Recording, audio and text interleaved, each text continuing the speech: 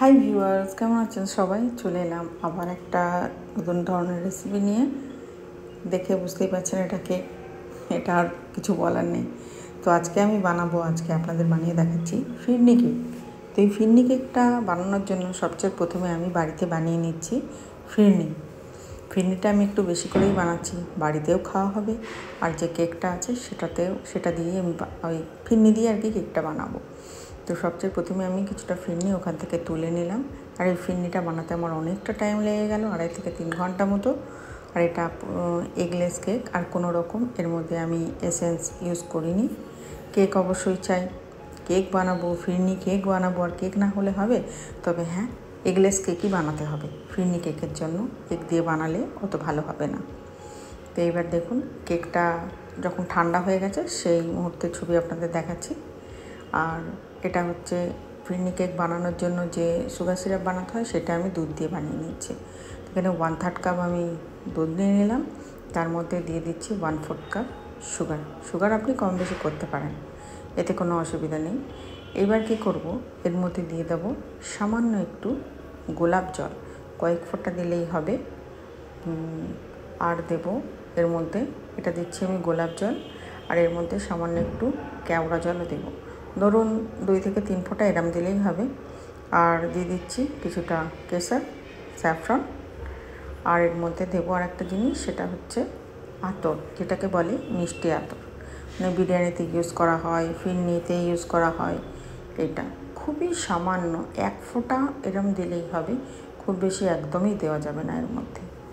Just খালি একটু ফিরনিতে যে ফ্লেভারটা পাওয়া যায় সেটা হলেই হবে। তো সুগার সিরাপ আমার এখন রেডি হয়ে গেছে। এবার এটাকে আমাকে সম্পূর্ণরূপে ঠান্ডা করে নিতে হবে। একেবারে পুরো ঠান্ডা হয়ে গেলে তখনই কিন্তু আমি সোক করতে পারবো। দেখুন, এখন পুরো সম্পূর্ণরূপে ঠান্ডা হয়ে গেছে। এটা আমি এখন সাইডে রাখলাম। আর কেকটা আমি কেটে নিয়েছি আগে থেকেই, 3 ভাগে কেটে নিয়েছি কেকটা। তো এবার চলুন কী করে আমি কেকটাকে সাজাবো সেটাই আপনাদের দেখাচ্ছি। এখানে আমি নিয়ে নিয়েছি ফিরনি, হুইপ ক্রিম আর সুগার সিরাপ, 3টে। এবার এটাকে আমি সাজিয়ে নেব। তো সবচেয়ে প্রথমে আমাকে টার্ন টেবিল চাই, সেই টার্ন টেবিলটার উপরে কেকের একটা পিস আমি বসিয়ে নিলাম। এবার আমি এটাকে শোক করবো। শোক কিন্তু খুব ভালোভাবে করতে হবে, একেবারে পুরো ওপর থেকে নিচে অবধি যেন সুগার সিরাপটা পুরো চলে যায়। আর হুইপ ক্রিম যতটা কম দেওয়া যাবে ততই ভালো, ফিরনি যেন এর মধ্যে বেশি পড়ে। জাস্ট খালি নিচে সামান্য একটু লাগিয়ে হুইপ ক্রিমটা তার উপরে একটা বর্ডার মতো করে নিলাম, আর তার মধ্যে আমি ফিরনি দিয়ে দিচ্ছি। আপনারা যদি দোকান থেকে ফিরনি কিনে আনেন সেক্ষেত্রে কিন্তু আপনাদের অনেকটাই খরচা হয়ে যাবে, কারণ দোকানে ওই ফিরনির বাটিগুলো এক একটা কোথাও 50 টাকা, কোথাও 70 টাকা, কোথাও আবার 90 টাকা। নিউ মার্কেটে যেমন বেশিরভাগ সময়ই আমরা এই ফিরনিগুলো কোথায় খেয়ে থাকি জানেন? আমিনিয়াতেই খেয়েছিলাম।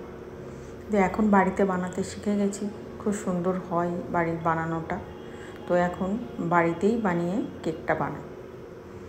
আর বাইরে থেকে কিনলে আপনাকে কাস্টমারের কাছে আপনার যদি অর্ডার থাকে তাহলে কিন্তু আপনাকে সে দাম দেবে না, এইরকম। তো যাই হোক, আমি শোক করার পরে ফিরনি দিয়ে এটাকে পুরো বানিয়ে নিচ্ছি, আপনারা দেখুন। আর শোক খুব ভালো করে করতে হবে, সেটা আপনারা দেখতেও পাচ্ছেন।